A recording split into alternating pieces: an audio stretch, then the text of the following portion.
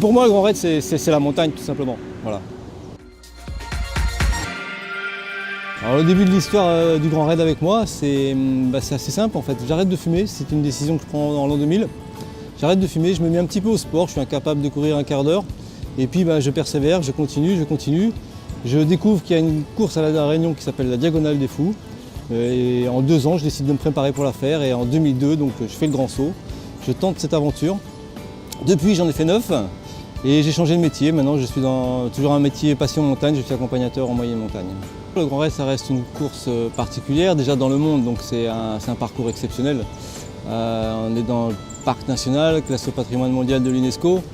Et puis, c'est une grosse marque affective parce que j'ai fait pas mal de courses.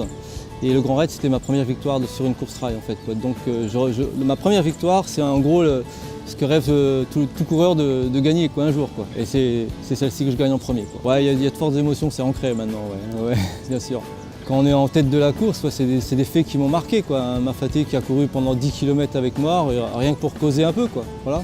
Cette année, c'est un grand mystère. Pour tout vous avouer, je viens de m'inscrire il y a 3 jours. Voilà. Donc j'ai passé un petit coup de fil à l'organisation du Grand Raid pour savoir si c'était possible. Et ils m'ont dit qu'en tant qu'ancien vainqueur du Grand Raid, c'était possible, il suffisait juste que je remplisse les formalités. Voilà. Alors l'ambition pour cette année, c'est de le terminer en 2 jours, j'aimerais bien. Vu que dimanche, je dois être au travail, dans Sillaos, et puis ma fat.